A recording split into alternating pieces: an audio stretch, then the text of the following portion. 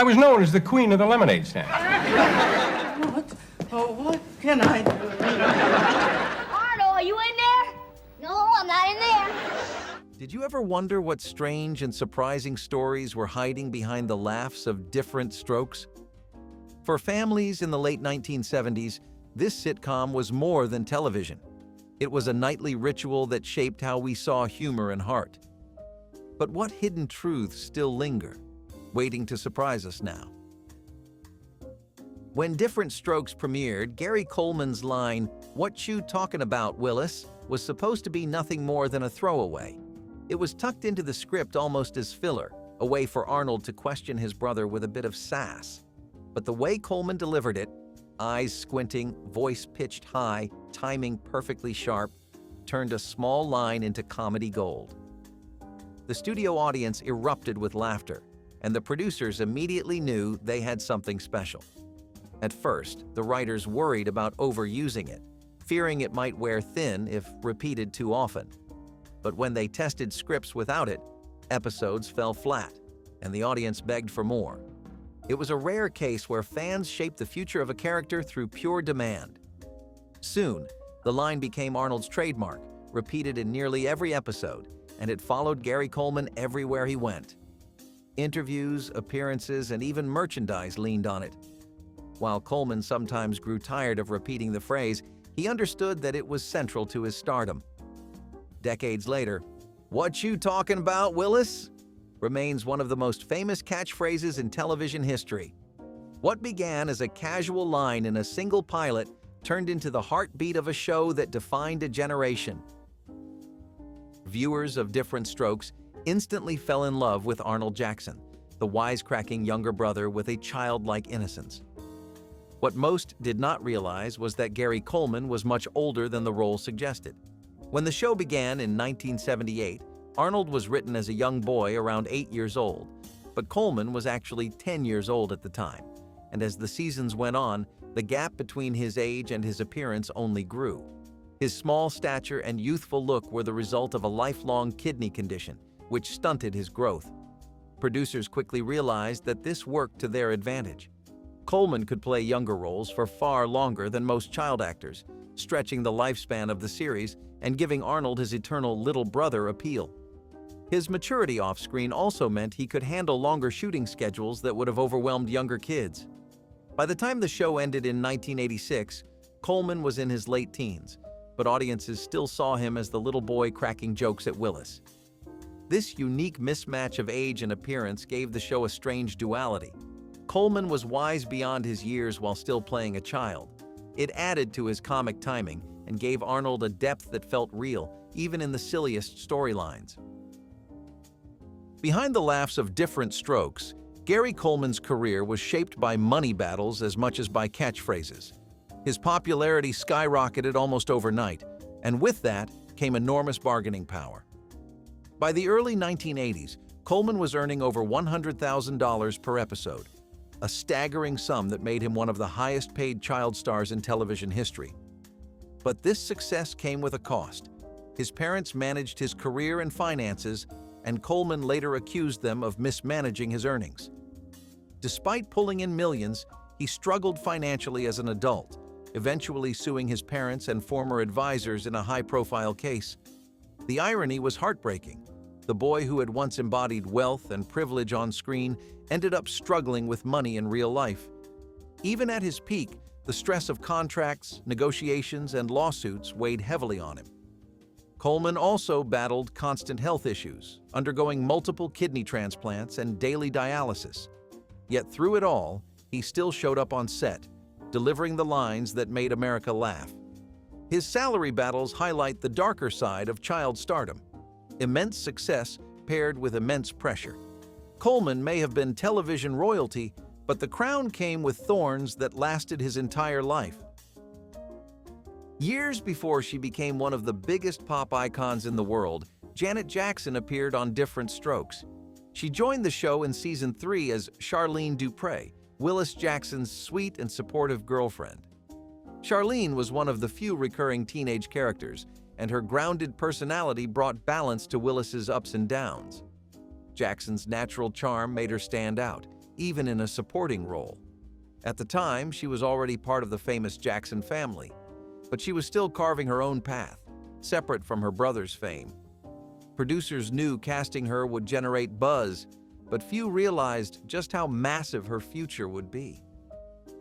Watching those episodes today feels like peeking into the early chapters of a superstar's story. While her role was relatively small, fans remember Charlene as a rare example of steady romance in a show filled with chaos. Her chemistry with Todd Bridges gave Willis more depth, showing a softer side of his character. After leaving Diff'rent Strokes, Janet Jackson's music career exploded, but her time as Charlene remains a nostalgic piece of television history, proof that even legends sometimes start in the most unexpected places. Before The Facts of Life became a hit in its own right, Charlotte Rae's character, Mrs. Garrett, was first introduced on Diff'rent Strokes. As the Drummond family's housekeeper, Mrs. Garrett was a warm, witty presence who helped Arnold, Willis, and Kimberly navigate their new lives. Her mix of tough love and gentle guidance struck a chord with audiences, making her more than just a background character. Producers quickly realized Rae had the charisma to lead her own show. In 1979, Mrs. Garrett was spun off into The Facts of Life, where she became the mentor to a group of teenage girls at a boarding school. That show went on to run for 9 seasons, proving the power of a single character's appeal. What started as a supporting role became a career-defining part for Rae. For fans, it also showed how closely connected the sitcom universe of the late 1970s and early 1980s was. Characters could cross over and worlds could expand. Mrs. Garrett's journey from New York penthouse to Girls Academy remains one of television's most successful spin-off stories. It is hard to imagine Diff'rent Strokes being called anything else, but the show nearly launched under a completely different title. Early drafts included names like 45 Minutes from Harlem and 71st and Park, meant to highlight the cultural and economic gap between the Jackson boys and the wealthy Drummonds. Network executives feared those names were too literal and might alienate viewers. They wanted something catchy, playful, and easier to market nationwide. After much debate, they landed on Diff'rent Strokes, a title inspired by the popular saying, "Different strokes for different folks." The new name captured the essence of the show: different backgrounds, different experiences, but a family all the same. It was lighthearted yet meaningful, a balance the producers worked hard to strike. The choice of title ended up being perfect, as it not only set the tone but also gave the series a memorable identity that audiences could instantly recall. Gary Coleman's youthful appearance, which allowed him to play Arnold for so long, came at a tremendous personal cost. He was born with a congenital kidney disease called nephritis, which stunted his growth and required constant medical treatment. Coleman never grew taller than 4 feet 8 inches, a fact that made him instantly recognizable, but also marked his entire life. He underwent 2 kidney transplants before the age of 20, both of which eventually failed. Daily dialysis was part of his routine even as he filmed episodes, forcing him to juggle health crises with comedy scripts. For a child actor, the pressure was enormous, but Coleman rarely let it show on screen. His illness not only limited his height, but also gave Arnold his trademark high-pitched voice. Producers leaned into it, building the character's charm around Coleman's unique look and sound. Off-screen, though, the condition brought physical pain and emotional strain. Fans saw a cheerful kid, but behind the smile was someone fighting a lifelong battle.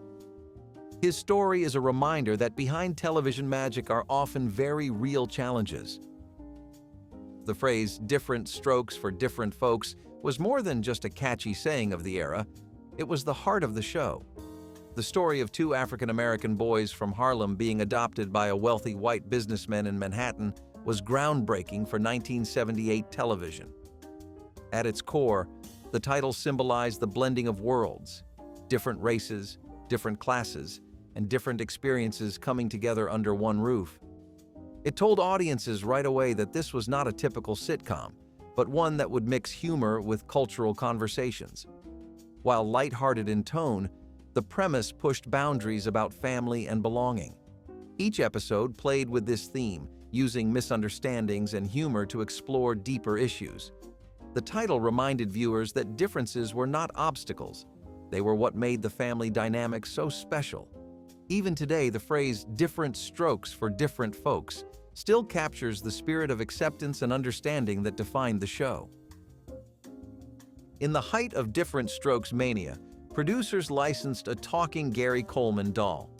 The doll, modeled after Arnold Jackson, came complete with outfits and even a pull string that played his famous catchphrase. Children across America could take Arnold home with them, literally. Looking back, the idea feels bizarre, almost surreal. A doll that repeated, "What you talking about, Willis?" might have thrilled kids at the time, but today it stands as one of the strangest examples of 1980s television merchandising. Like lunchboxes and board games, it was part of the era's obsession with turning every hit show into a toy. For Coleman, it was another reminder of how much his image was commercialized. He was not just an actor anymore, he was a product. Today, surviving dolls are rare collector's items, often selling for high prices on auction sites. They are quirky reminders of a time when sitcoms did not just live on screen, but invaded every corner of pop culture. Like many sitcoms of the late 1970s and early 1980s, Diff'rent Strokes became a launching pad for future stars. Over its 8-season run, the show featured numerous guest actors who would go on to big things in Hollywood. Among them were stars like Janet Jackson, who of course later became a music legend, and younger performers who would become staples in film and television. Casting directors often pulled from the pool of up-and-coming talent in Los Angeles, not realizing they were introducing future icons. Watching reruns today is like flipping through a time capsule of celebrity beginnings. For fans, spotting these now famous faces is part of the fun of revisiting the series. It reminds us that even the biggest names often start in small, forgotten roles. Diff'rent Strokes may be remembered for Arnold and Willis, but its guest stars built another layer of legacy that still surprises audiences decades later. Conrad Bain seemed almost born to play the wealthy but kind Mr. Drummond, but his casting was not as simple as it looked. Producers were searching for someone who could balance authority with warmth, a man who could convincingly play the straight-laced millionaire, yet still laugh at the antics of two adopted boys from Harlem. Bain fit the bill perfectly because he had just wrapped up a long run on the sitcom Maude, where he had played a more serious and conservative character. His performance there proved he could deliver both gravitas and comic timing, a combination that Diff'rent Strokes desperately needed for its unusual premise. Originally, executives worried that audiences might typecast Bain as too stiff or too serious, but his dry humor and subtle timing quickly won over test audiences. The chemistry he shared with Gary Coleman sealed the deal. Without it, the show might never have worked. Bain himself later admitted that he had not expected to land another big sitcom role so soon after Maude, but the part of Mr. Drummond gave him a second career highlight. His calm presence allowed the more outrageous elements of the show to shine, and he became the dependable anchor in a cast full of big personalities. Without Bain, the delicate balance of humor and heart that defined Diff'rent Strokes might never have taken hold. Diff'rent Strokes was famous for its very special episodes, and one of the most memorable tied directly into a national political campaign. In the mid-1980s, First Lady Nancy Reagan appeared on the show to promote her Just Say No anti-drug initiative. She visited the set in character, sitting with Arnold and Willis to talk about the dangers of substance abuse. The episode was designed as both entertainment and public service, using the popularity of the sitcom to reach millions of households with a serious message. It was unusual for a sitting First Lady to appear on a primetime comedy, and critics debated whether it blurred the line between politics and television. Still, the episode earned huge ratings and gave Reagan's campaign a pop culture boost. For many kids, it was their first exposure to the Just Say No slogan. The crossover showed how powerful Diff'rent Strokes had become in shaping young audiences. By mixing laughter with real-world issues, the show proved that sitcoms could carry cultural weight far beyond their scripts. The Reagan cameo is still remembered as one of the boldest examples of 1980s television blending politics, celebrity, and entertainment. On screen, Todd Bridges brought Willis Jackson to life with charm, humor, and a sense of responsibility as Arnold's older brother. But behind the cameras, Bridges was facing a much darker reality. Like many child stars of the 1980s, he struggled with the pressures of sudden fame, complicated family dynamics, and the temptations of Hollywood life. He later admitted to experimenting with drugs and falling into difficult situations during his teen years. While his character Willis was written as a role model, in real life, Bridges often felt lost and unsupported. The gap between his television persona and personal struggles was heartbreaking, and it mirrored the challenges faced by many young actors of the era. Despite the turmoil, Bridges continued to work on the show for nearly its entire run, delivering strong performances even as he privately wrestled with problems. In adulthood, he became candid about his past, using his platform to warn others about the dangers of child stardom and substance abuse. His story remains one of the most sobering reminders that the glitter of sitcom success often hides very real struggles. One of the trademarks of Diff'rent Strokes was its willingness to tackle serious issues alongside comedy. Episodes dealt with subjects like kidnapping, drugs, racism, and even child abuse, topics rarely touched by sitcoms of the late 1970s and early 1980s. Network executives often debated whether these storylines were too heavy for primetime audiences. Some critics praised the show for using its platform responsibly, while others accused it of exploiting shock value for ratings. Parents, too, were divided. Some appreciated that the show opened conversations at home, while others worried it introduced scary topics too directly. Producers defended the decision, arguing that children were already facing these issues in real life and ignoring them on television would not make them disappear. Episodes like these sparked debates in the press and cemented Diff'rent Strokes as more than just a light comedy. Whether one agreed with the approach or not, the willingness to confront taboo subjects made the show a cultural talking point in a way few sitcoms had ever been before. Like many successful sitcoms, Diff'rent Strokes attempted to expand its universe with spin-offs. One effort focused on the character of Pearl Gallagher, the Drummonds' housekeeper who replaced Mrs. Garrett after Charlotte Rae left. The spin-off idea was meant to highlight her life outside of the penthouse, giving her more stories and screen time. But despite Pearl's popularity within Diff'rent Strokes, the show failed to connect on its own. Test audiences found the stories thin, and the absence of the main cast made it feel like a watered-down version of the original. The pilot never made it to series, and the idea was quietly shelved. For the actors involved, it was a disappointing reminder that not every character could carry a show.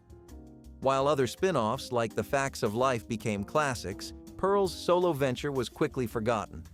It remains a little-known footnote in television history, showing that even in an era of endless sitcom experimentation, not every branch of a hit show could grow roots.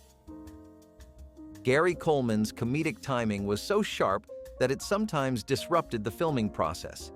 His delivery of lines like, "What you talking about, Willis?" could set the studio audience into fits of laughter that lasted several minutes. Producers often had to pause taping to let the noise die down, and in some cases, they had to redo entire scenes because the laughter drowned out dialogue. Coleman was only a child, but he had the instincts of a seasoned comic, knowing exactly when to pause, smirk, or raise his voice. His ability to work an audience rivaled that of much older performers. The live crowd became part of the show's rhythm, responding to Coleman as if he were a stand-up comic. For the cast, it was both a blessing and a challenge. Coleman's charm made every performance electric, but keeping episodes on schedule became difficult. The laughter was so consistent that the editors often trimmed audience reactions just to fit episodes into the half-hour slot. The energy of those tapings helped give Diff'rent Strokes its unforgettable spark. The theme song of Diff'rent Strokes remains one of the most memorable in television history, but what fans may not know is that it went through several versions. The cheerful tune, with its upbeat lyrics about family and differences, was first recorded with a light, jazzy feel. Later, as the show matured, producers updated the arrangement with a fuller, more polished sound to match the evolving tone. Different singers also recorded variations, though the melody and lyrics stayed the same. Fans who rewatched the series often noticed subtle changes in tempo or instrumentation between seasons. The theme's adaptability kept it fresh without ever losing its core identity.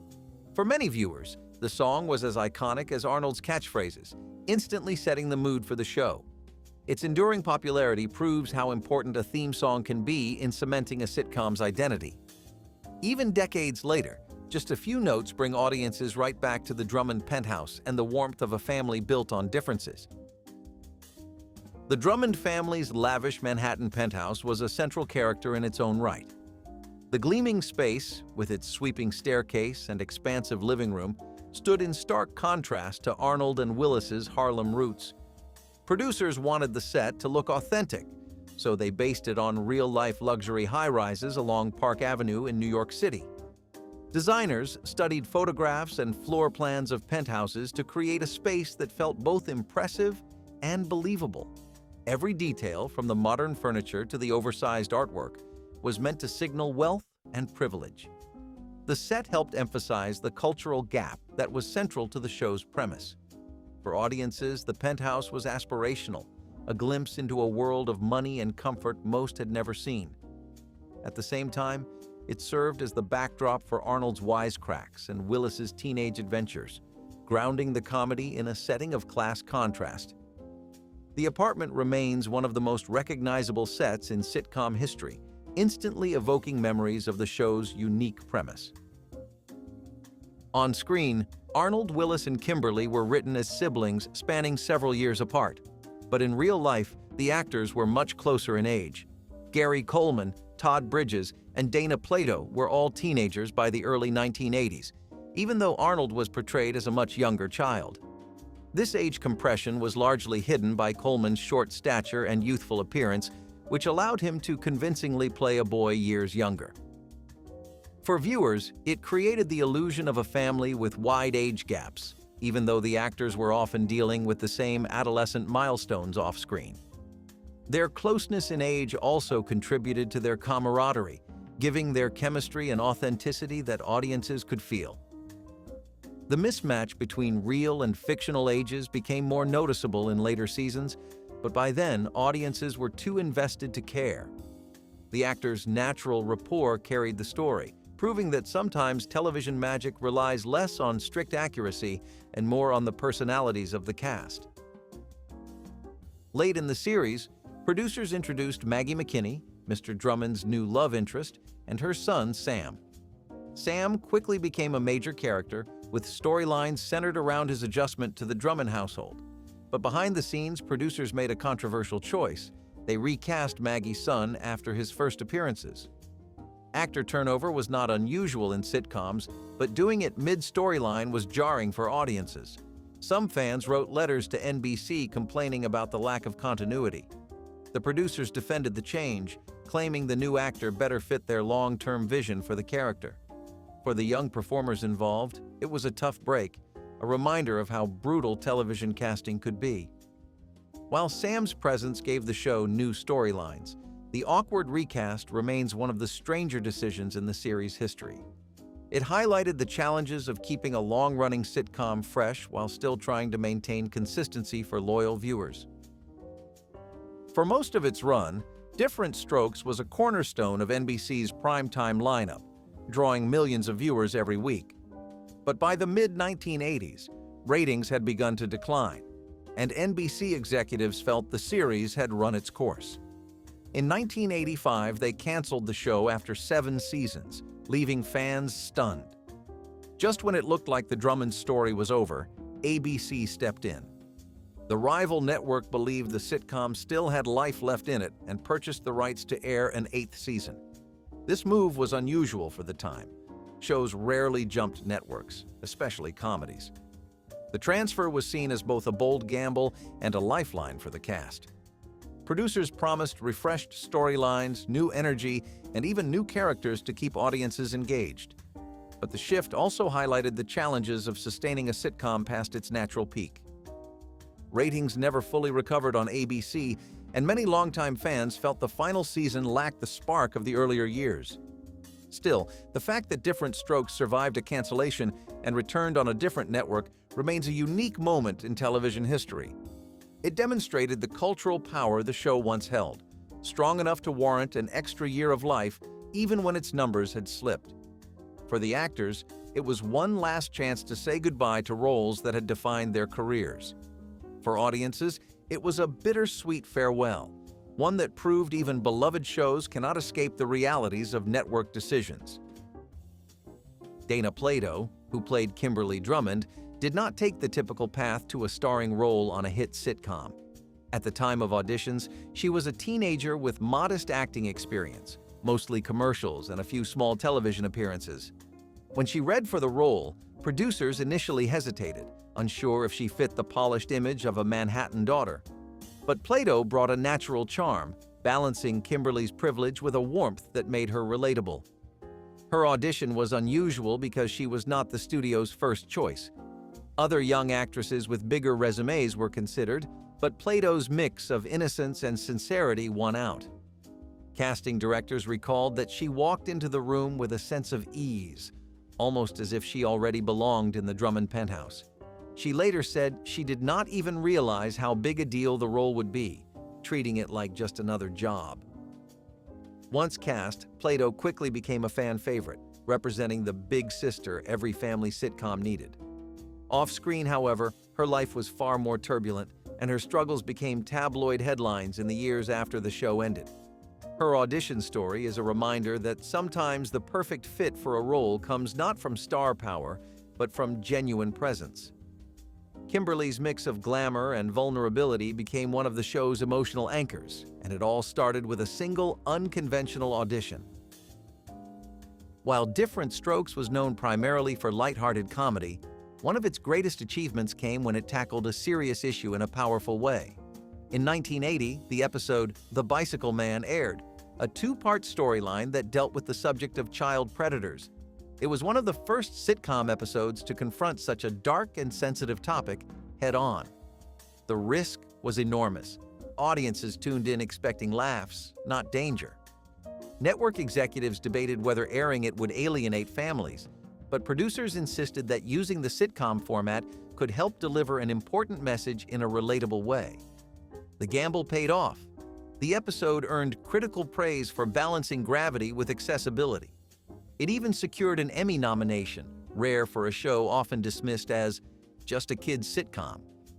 Gary Coleman's performance, in particular, was praised for blending Arnold's innocence with genuine fear, making the message resonate all the more. Though disturbing, the episode was groundbreaking in showing how sitcoms could tackle real-world dangers while still reaching young viewers. For fans, it was a reminder that Diff'rent Strokes was not afraid to step outside of pure comedy when the moment demanded it. The Emmy nomination solidified the episode's place in television history, proving that laughter and life lessons could coexist in the same half-hour slot. Years after Diff'rent Strokes left the air, the surviving cast members reunited for specials and interviews. For fans, seeing Arnold, Willis, and Mr. Drummond together again was both heartwarming and heartbreaking. The reunion was bittersweet because so much had changed since the show's heyday. Dana Plato had passed away tragically in 1999, and Gary Coleman's health struggles had become a defining part of his later life. Todd Bridges, too, had faced public battles with addiction and the law. When they appeared together, the actors often spoke candidly about the pressures of child stardom, the weight of fame, and the scars left behind by the industry. Yet there was also laughter as they reminisced about their early years and the joy of making millions of people smile. Fans who had grown up with the show felt both nostalgia and sadness, knowing that the happy family on screen had endured real pain off-screen. Despite the hardships, the reunion moments allowed audiences to remember the chemistry that had made Diff'rent Strokes unforgettable. The hugs, the shared memories, and even the tears underscored how deeply the series had connected with people. The cast reunions became not just celebrations of a sitcom, but reflections on resilience, loss, and the complicated legacy of television fame. In the 1980s, NBC experimented with connecting its popular sitcoms through crossovers, and Diff'rent Strokes was part of that trend. Characters from the show made appearances on Silver Spoons, another family-centered comedy about wealth and parenting. The idea was to boost ratings by blending fan bases and giving audiences a sense that their favorite shows existed in the same world. Arnold Jackson's wisecracks worked seamlessly in the Silver Spoon's universe, where humor about class and privilege was already front and center. For kids watching at the time, it felt like television magic. Suddenly, characters they loved were crossing into another storyline. While not every crossover was a hit, the novelty kept viewers talking. These moments also reflected the network's desire to create a sitcom universe, long before the idea became common in modern television. Looking back, the crossover episodes are charming relics of a simpler era in television, when networks experimented with playful ideas to keep audiences tuned in. For fans of both shows, the crossovers were small but memorable gifts, proof that the Drummonds and the Strattons could share a laugh in the same sitcom reality. It remains one of the quirkier footnotes in Diff'rent Strokes history, showing just how far the show's cultural reach extended in its prime. If these weird Diff'rent Strokes facts made you laugh, gasp, or rethink the show you grew up with, share your favorite discovery in the comments, hit like to keep the memories alive, and subscribe so you never miss another hidden slice of television history.